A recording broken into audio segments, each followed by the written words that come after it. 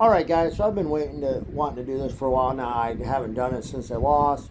I just keep forgetting about it. So I figure while I was doing my Lakers game recap here, I'd jump on here and do it. This is going to be your Indiana Fever 2025 season review. Obviously, like the Sparks and Wings, I am not going to be doing game by game. Just going to do my thoughts on the season.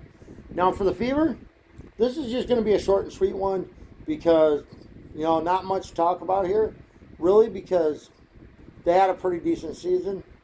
And I don't think they need to do a lot to get better here because I think they're right where they need to be, basically. But let's talk about this. Is a team that started out with a lot of promise this year. And, obviously, Caitlin Clark in her sophomore year and what she did in her freshman year, I think a lot of people thought this Fever team was going to be a team that could easily could get to the championship and win it this year.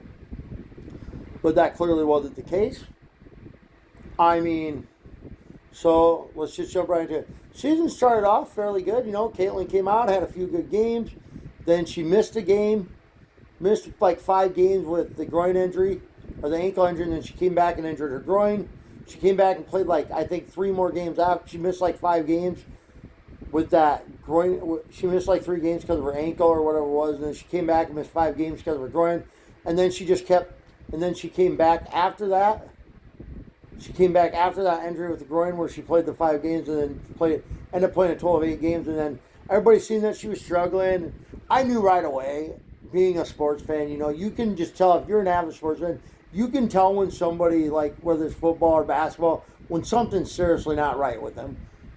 Somebody, especially when it starts like a star like Caitlin Clark, you can tell, hey, something's just off with them. There's got to be a reason they're struggling this bad. Well, I found out some information after season. It wasn't her groin that was causing her that.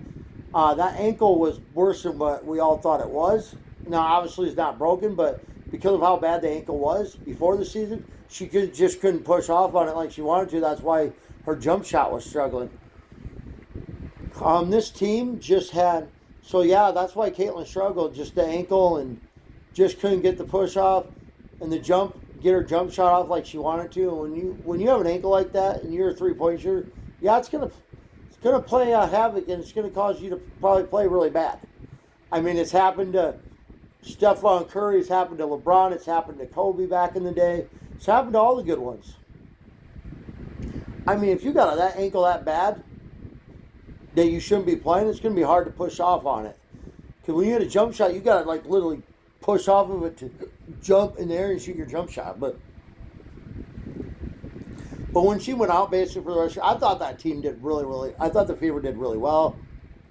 Kelsey Mitchell had a heck of a year. Countless award stuff that she was nominated for. Defensive Player of the Week, all-team first defense. She was a top 5 candidate for the MVP. She gave everything she had, even all the way through the semifinals of the WNBA playoffs. The Fever as a whole, 24 wins this year, 14 losses. No way. All right, Fever 24 wins and 20 losses, so not too bad. Sorry, I didn't mean 24 and 14. I meant 24 and 20. So 24 and 20. They had stretches this year where they win 3 or 4 in a row, and then they'd lose 3 or 4 in a row. They had a couple times where I think 1 or 2 times where they lost 5 in a row. And then they had that big stretch that severely helped them out. That's probably one of the main reasons they made the playoffs. They had a stretch where they won 5 in a row, and then they had a stretch where they lost 1, and then they won another 3 or 4 in a row. So that severely helped them. This team just fought through adversity all year. The injuries, adversity. It's like the refs were so biased that they were trying to help the other team, and everybody saw it. The hard fouls on Caitlin and Kelsey and Sophie and Lexi. When did basketball become tackle football is what I want to know. So, they had to fight through that adversity of the refs being biased towards them and all the injuries. Look at it. We lost Caitlin to start with, and then we lost, Ari McDonald, Sydney Colson. Then we lost Sophie Cunningham. We had 4 or 5 people on the bench. We had Sophie, Sydney Colson, Ari McDonald, Caitlin Clark,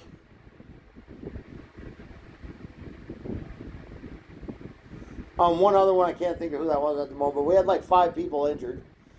But in the meantime, they got Odyssey Sims, who paid really big dividends for this team. I hope she comes back next year, and I did see, and I don't know if there's the truth because I saw it on Facebook, that her and Sophie and Lexi have all re-signed for next year. So if that's truth, I am very excited about that. You know, keep this nucleus around. I have always believed to win championships, you need to keep your nucleus around for years. Like, you can't just say, hell, we're going to sign you all these guys, and then you're going to sign all these guys and only let them play 2 years and then start all over again next year. You can't do that. You never get anywhere doing that. But anyways, the adversity and injuries that they had to fight through that the Fever had to fight through, and then everybody, all I heard when it came playoffs, how they're going to get swept by the Dream. How can you be happy when you're going to be 2 and done? And then this team lost the first game against Fever in the first round of the playoffs. They came back and won 2 straight. And then they took the first game against Ace, and everybody was thinking, hey, this team can pull this off. Well, they lost the next 2. One of them games, though, the second game, they got literally blown out of the water. They deserved to lose that game.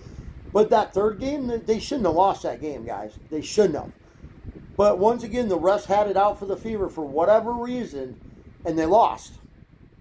But this team took the Aces to 5 games in the semifinals, made them go in overtime without Kelsey Mitchell and Aaliyah Boston, and still lost by single digits without their 2 stars.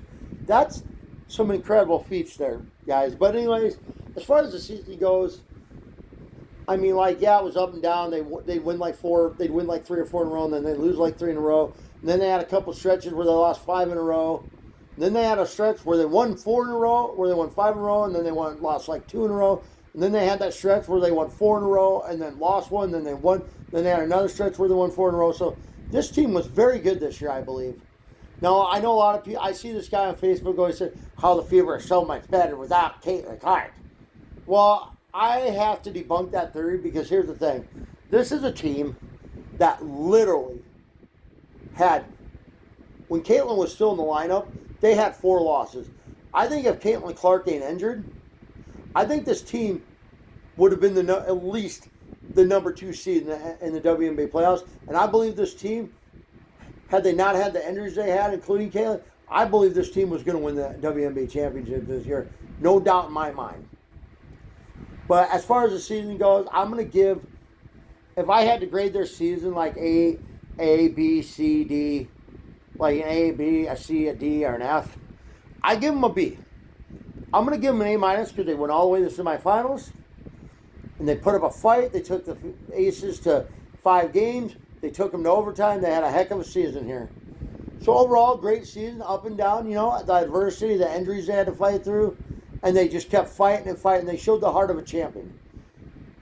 As far as the things I think they need to do in the offseason, the main focus for me would be re-signing, making sure they re-sign Odyssey Sims, making sure they re-sign Lexi Hall and Sophie Cunningham, making sure they bring back like Ari McDonald, Sydney Colson.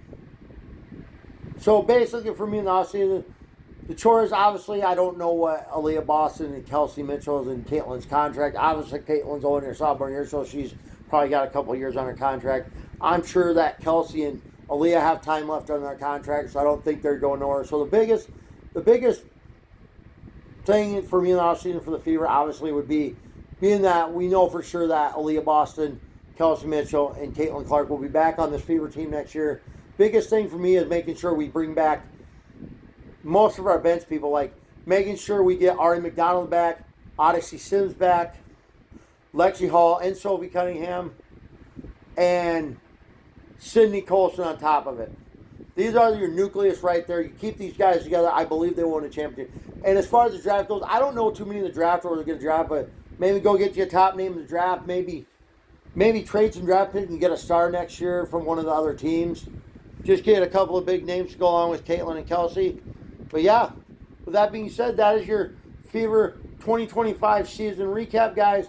We'll see you in May for the draft, and also see you around probably the 15th or 16th of May is when the season will start, somewhere around there, for some WNBA, and hopefully my prediction for next year, early prediction is I'm just going to say it, Fever will win the championship next year, boys and girls. But anyways, go Fever. See you next May, WNBA.